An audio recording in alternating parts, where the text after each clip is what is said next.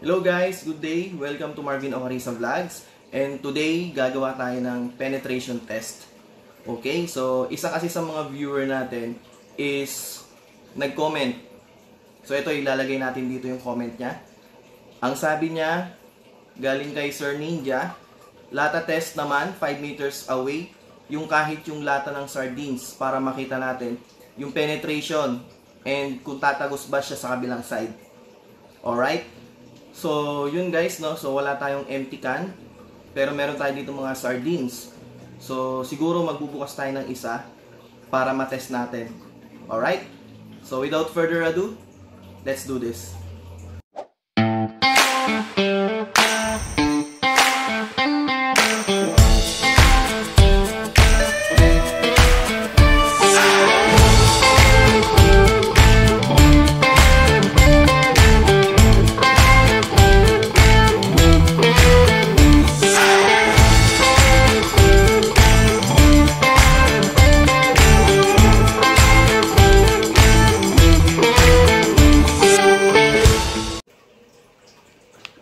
So now, lagyan na natin siya ng steel BBs. Ayan, yung airgun revolver natin. So, hindi ko pa pala siya pinapalitan ng CO2 cartridge. Diba? Kasi meron pa siya sayang eh. So, naka 5 to 6 rounds siguro ako nito. Mga 5 to 6 rounds nito. Times 6 bullets. That is mga 30 to 36 bullets, 36 shots. So now, lagyan natin ang bala. Ma-penetrate kaya nito yung lata? I hope, 'di ba? Kasi napakalakas ng airgun na to eh. So tignan natin kung mape-penetrate nga niya.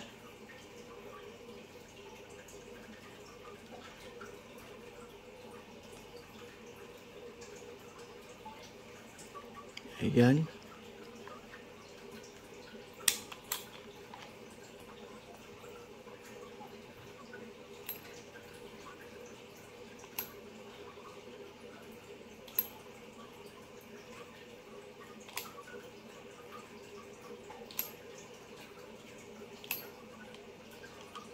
It's all good. Safety first.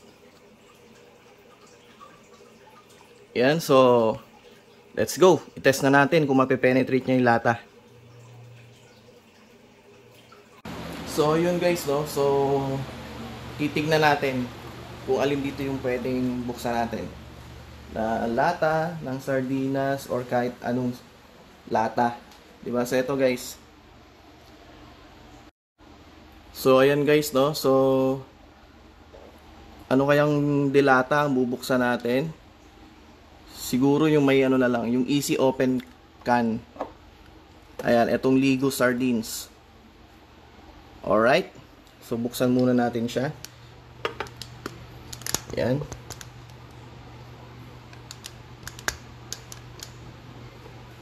So, ito na Sir Ninja, no? So, tatry natin.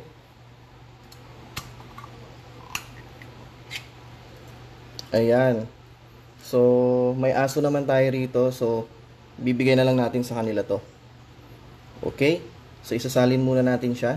Wait lang, kukuha lang ako lagayan.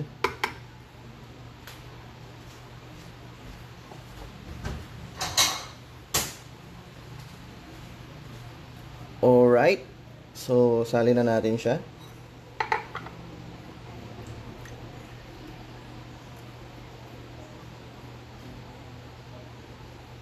Ayan. So, siguro pwede na to, no? So, hugasan na lang natin. Alright, so ayusin na natin to.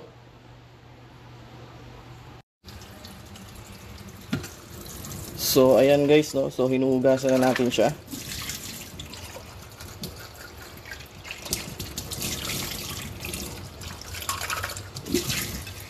Ayan. So, malinis na. Alright. So, let's do this. So, yun guys, no? So, siguro dito na lang natin to gawin sa may garahe.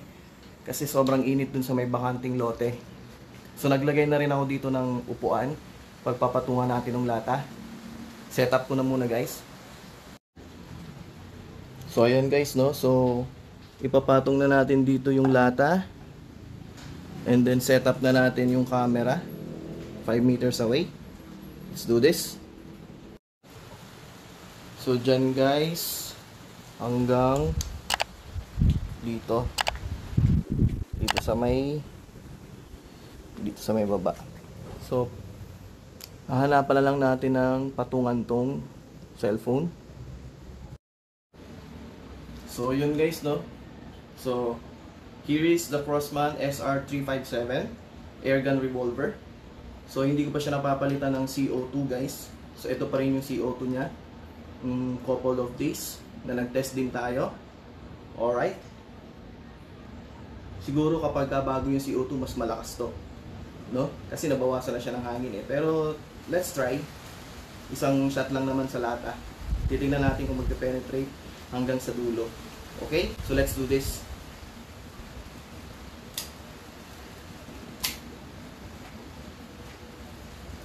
Firing.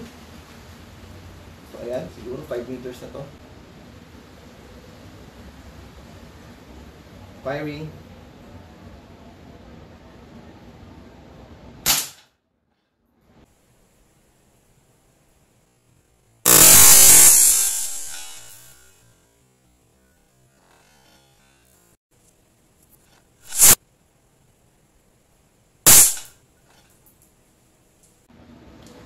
Sa pool. Tingnan natin yung lata.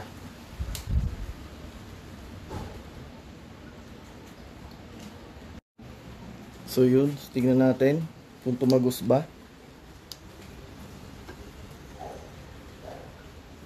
Yes, it is. Entry point, exit point. So dito siya.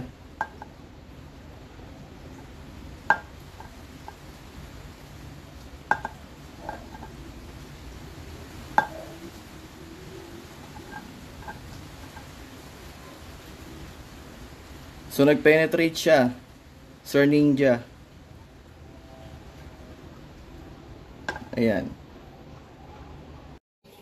So yun guys, no. So tapos na yung penetration test natin dito sa Crossman SR357 natin na airgun. So it penetrated the can. Alright.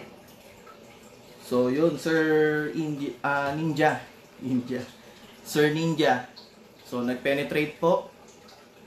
And ito pa yung ano niya, yung CO2. So hindi ko pa pinapalitan ng bago. Naka 5 to 6 rounds na ako nito. Then tinest natin siya sa can, which is ito.